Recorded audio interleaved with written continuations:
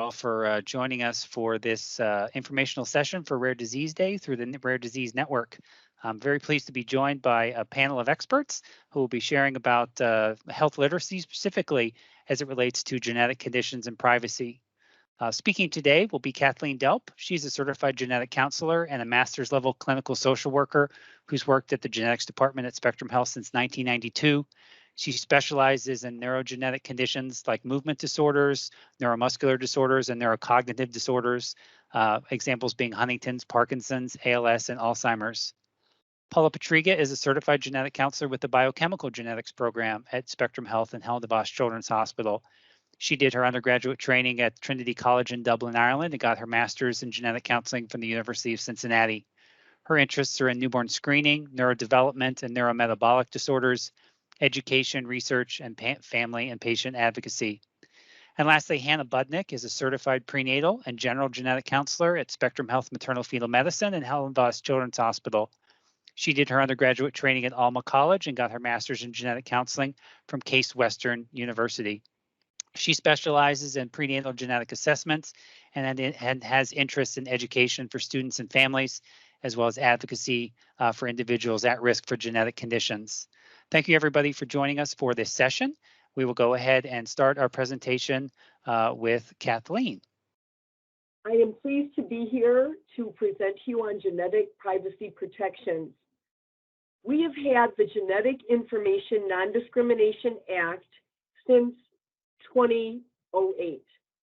This is a very important act because it protects health insurance eligibility without concern for pre-existing conditions.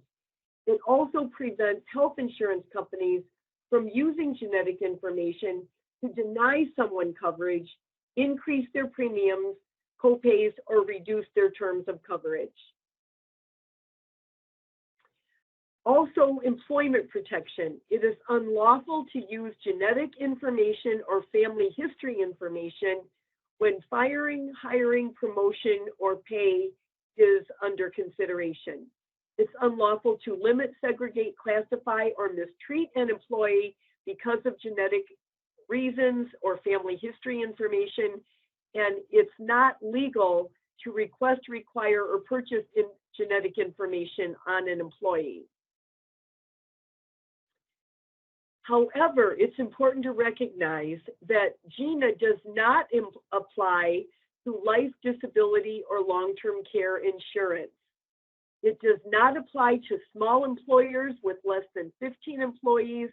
Military employees covered under TRICARE have their own set of protections under the federal government, and veterans who receive care through the VA are also protected through other means, and it does not include the Indian Health Service. My area of specialty is Huntington's disease. I've worked in the predictive testing program since 1996. Huntington's disease is considered a rare disease in that it affects 3 to 7 individuals per 100,000. In the US, approximately 41,000 of symptomatic Americans have Huntington's disease, and there's about 200,000 individuals at risk for developing Huntington's disease.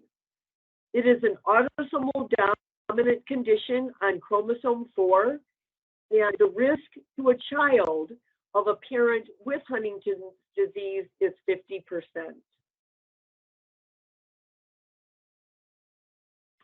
HD is a progressive, mostly adult onset neurological condition. It affects motor ability, it affects thinking or cognition, mood and behavior, and the symptoms slowly progress over 10 to 25 years.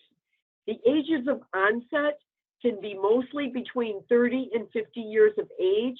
However, in some rarer cases, the onset may be later, like in the 60s or 70s. The gene was identified in 1983. Linkage testing was available. However, predictive testing with the direct mutation test became available in 1993. There is no cure yet. However, there are some beneficial treatments for the symptoms of Huntington's disease, and there are some promising clinical trials out there looking for gene therapies that might actually cure Huntington's. It is essential that genetic counseling is provided prior to this genetic testing with informed consent.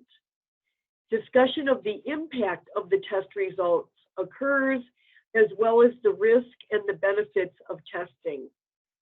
Part of the testing procedure includes a psychological assessment for depression, anxiety, and suicidal ideation.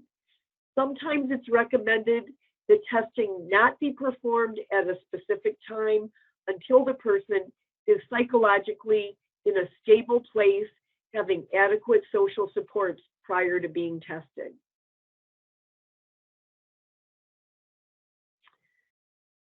Genetic counseling includes a very detailed interpretation of the test results, which has to do with the length of the CAG repeat on chromosome 4. There are 4 different levels of interpretation as indicated in this slide, and it is reviewed in detail so somebody is prepared for a possible test result. An individual will get 2 numbers for their CAG repeat because they inherited 1 CAG repeat from chromosome 4 from the mother and 1 from the father.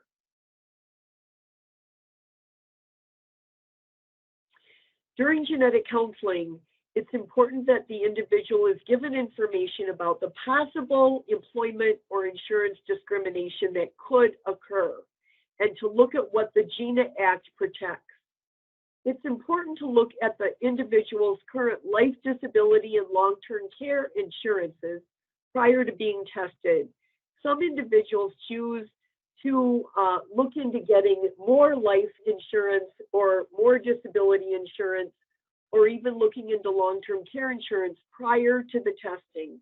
Oftentimes, insurance applications may ask the question about genetic testing, so it's important to have these in place prior to being tested. Also, looking at the health insurance carrier. Is the employer self-insured? What that means is an employer could pay a company to process the claims, but they in fact are paying for the claims out of their revenues. And in that case, an employer may have access to a genetic test result. The other complicating factor is Michigan is an at-will employment state. What that means is an employee or employer can terminate an employment at any time, and no reason is required to be given.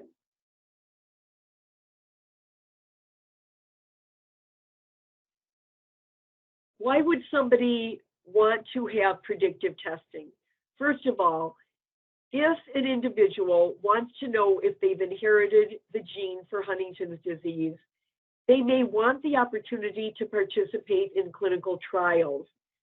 If they want this, testing is required to know if they would be eligible to participate in a clinical trial. Also, to plan for the future. Some individuals, they choose to retire early if they have the gene for HD. They may choose to spend their retirement money looking at other opportunities to travel or to take part in other retirement activities before they start to show symptoms or before the symptoms are disabling. Also, to provide their children with their at-risk status. Some individuals come for testing prior to having children, and many individuals come for testing after they've already had their children. So to provide individuals with accurate information for their children to know what their at-risk status is. Also to explore reproductive options for family planning. We also talk about what options are available for an individual who tests positive for Huntington's disease. Here's an example given on one of the resources listed in your handout. Kim was a social worker with the Human Services Agency until she was fired because of her employer's fears about her family history of Huntington's disease. During a staff workshop on caring for people with chronic illnesses, Kim mentioned that she'd been the primary caregiver for her mother who died of HD. The employer, knowing that this is an inherited condition, then knew that Kim had a 50% chance of developing the disease herself. She was fired a week later despite an outstanding performance review, and Kim wanted this to be investigated for potential insurance or employment discrimination because of her genetic family history. It's important that people are given this information prior to testing, and the takeaway message I want to give is that genetic counseling is essential and crucial for somebody who is considering having genetic testing, especially for an adult onset neurological condition that has a progression of symptoms over years, if not decades. Thank you for this opportunity to share this information, and I'd like to introduce Paula Patriga to talk about newborn screening. Thank you, Kathy. Thank you, Dr. Bob. Following on from Kathy's discussion, she talked about a specific genetic disorder, related considerations with regards to testing, privacy considerations, and other important things to think about when genetic testing is being done or being considered. I'm taking a step back and I'm actually going to talk a little bit about newborn screening. Screening, not diagnostic testing, but newborn screening actually had its beginnings in the mid-1960s, and it's one of the most successful public health programs in the United States. It is required by state law, and it identifies babies with rare but serious conditions that require early treatment and that will benefit from early treatment. All babies are tested in order to find the small number who look healthy but actually have a rare underlying medical condition. Babies with these conditions can often seem quite healthy at birth, but can become very ill very quickly. About 4 million babies are screened across the United States annually, and of the 100,000 babies that are screened in the state of Michigan each year, more than 250 babies, so that's about 1 in 400 to 500 births, are actually found to have a disorder detected by newborn blood spot screening. Next slide, please. So the purpose of newborn screening is actually to detect potentially fatal or disabling conditions as early as possible, often before any signs or symptoms of a condition are even present. And many of the conditions on the newborn screen, if left untreated, can result in lifelong neurological conditions, intellectual, developmental, and physical disabilities, and in some cases, even death. Early detection allows for treatment, which reduces, or in some cases actually eliminates the symptoms, and these children go on to live full, productive, healthy lives. For many of these conditions, the treatment is lifelong. All of the states screen for a core group of 29 disorders, and many states actually screen for some additional disorders. The state of Michigan screens for over 50 disorders, and many of those are inborn errors of metabolism and would be followed up in a clinic like the biochemical genetics clinic, and some other conditions are actually followed in the medical genetics clinic. Newborn screening, it's important to know, is actually a screening test. It's not diagnostic, and consent is implicit. So there's no overt consenting process, and parents can elect to opt out, but essentially it is mandated by state law. And any baby that's identified as positive is referred to a center for follow-up in the state of Michigan. That would be at the University of Michigan, Children's Hospital of Michigan in Detroit, or Spectrum Health Helen DeVos Children's Hospital for follow-up diagnostic testing. And if a baby is positive on the diagnostic testing, then there's ongoing education, counseling, medical management, treatment, and follow-up with the family from a supportive standpoint, certainly when considering additional children. And so it's a very comprehensive follow-up program. It's important to know that newborn screening itself is not comprehensive. There's just a small number of conditions that are actually screened for and followed up on. The State Department of Health in Michigan, it would be the Michigan Department of Health and Human Services, is required by law to protect the privacy of newborns and their families and assure that all the specimen information forms and everything that's submitted for screening is actually protected from inappropriate use or access by individuals that should not have access to that information. The Michigan BioTrust for Health is a program that oversees the Michigan stored blood spots and their use in health research.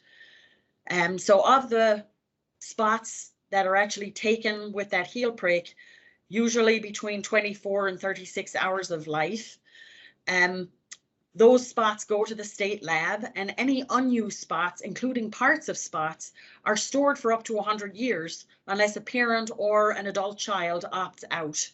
Those stored spots can be used for research. They can be re-requested by parents under specific circumstances, but access to the stored blood spots does require written authorization by the parents or the legal guardian. Next slide, please.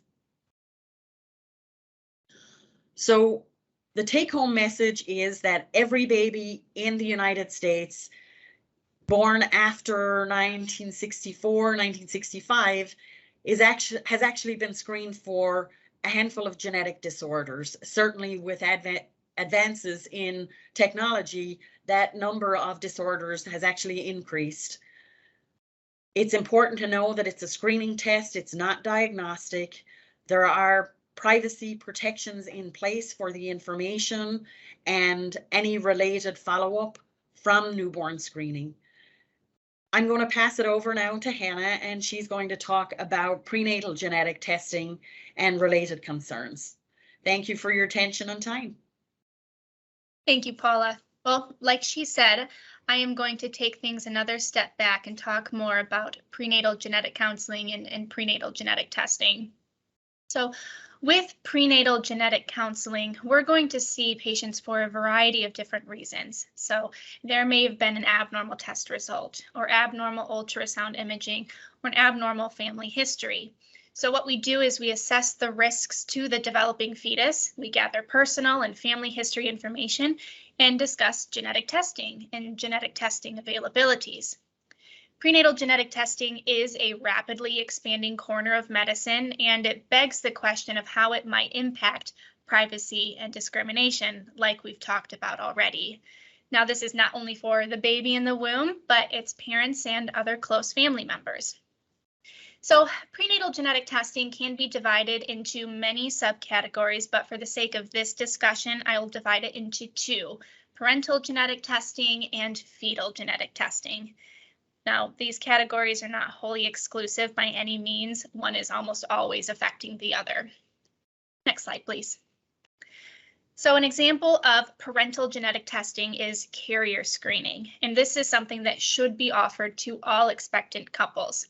Carrier screening is a test that's designed to determine what conditions a parent may be a carrier for. Now, typically, carriers are people who carry a variant or a mutation, but that single mutation isn't typically enough to be of any clinical significance to them, so it shouldn't cause symptoms. This testing is designed to inform the chance that the parents could have a child with a specific genetic condition. So while carrier screening can be informative to inquisitive parents or help refine the risks to the couple's pregnancy, it can sometimes reveal more about the parents or their baby or other family members than was anticipated. So it's important to understand that being a carrier is not always benign. So in some cases, a parent may find they're a carrier for one condition, but that very same mutation could put them at risk for something else entirely. So a couple examples of that could be premature ovarian failure or certain cancers. It could also show that they have a very mild form of a genetic condition that was included on the testing, and they're not a carrier at all. It also reveals that others in the family, such as other children or siblings, are at risk for the very same things, and that may not have been information they wanted to know. So a fetal genetic screening tool that is rapidly growing in popularity is something that we call non-invasive prenatal screening. This screening test analyzes placental DNA that's present in the mother's bloodstream, and it uses that DNA to assess the likelihood or the chance that the developing baby could have a certain genetic condition. These typically screen for chromosome conditions like Down syndrome. Now, again, for this testing, it is a screening tool, so it's not diagnostic, and results typically return as high risk or low risk with varying degrees of certainty. Now, although it's not diagnostic, it can be informative, but on occasion, these results are not as clear as we would expect. So in some cases, we can pick up an atypical finding. Now, these are typically results that are outside the scope of the test, so we don't maybe get any more details. And that can leave families wondering or continuing on to diagnostic testing methods. Results could also be impacted or skewed by other conditions. So that could be maternal malignancy or maybe a maternal genetic condition that was previously unknown and potentially unsuspected. Fetal diagnostic testing is arguably the most informative of all of these testing methods, and this is not a comprehensive list by any means. There are many different types of diagnostic tests. Each of them is going to require an invasive procedure of some sort to gather the DNA from the pregnancy to do this testing. The results from that test are intended to either confirm or rule out a suspected fetal condition, but those also may reveal incidental and potentially unwanted findings. And generally speaking, the broader the genetic testing is, the more likely that may occur. Now, incidental findings or results unrelated to the reason for testing could include revealing the fetus is at risk for a health condition, such as heart disease or autism or cancer, or maybe the fetus has a genetic condition with widely variable symptoms and severity, which can be difficult to predict. It may also give ambiguous or uncertain results, or it might show the baby's parents are more closely related than we previously knew or was disclosed to us. So each of these examples may not only have implications for the baby, though, they could have something for the family too. In some cases, results might confirm the fetus doesn't have a suspected genetic condition, but is an unaffected carrier, similar to one parent or both parents. This is information, though, that's not typically sought by someone until they can decide to seek that information for themselves. Now, these occurrences, these examples that I've given you are not common. In most cases, all of these tests provide results well within the confines of our expectations, but appropriate and thorough genetic counseling might help to avoid discovering information unexpectedly. Next slide, please. Now, this is information that might not only impact relationships, but could have meaning for medical management, insurance coverage, and ambitions for the future. Again, like we've talked about before. So while prenatal genetic testing can be empowering and informative, just like any genetic testing can be, its breadth should be understood and conveyed to patients thoroughly so that we can empower them further. I want to thank you for your time and attention. There will be additional resources, on the Rare Disease Day website that hopefully will be helpful to you. Thank you. Thank you so much to all of our speakers for sharing this content with us in this session. There is a resource list available to learn more about the various topics that were reviewed. We encourage you to check that out, as well as the other information that's available from the Rare Disease Network. Thank you again so much to our speakers and for listening to this session, and have a good rest of your day.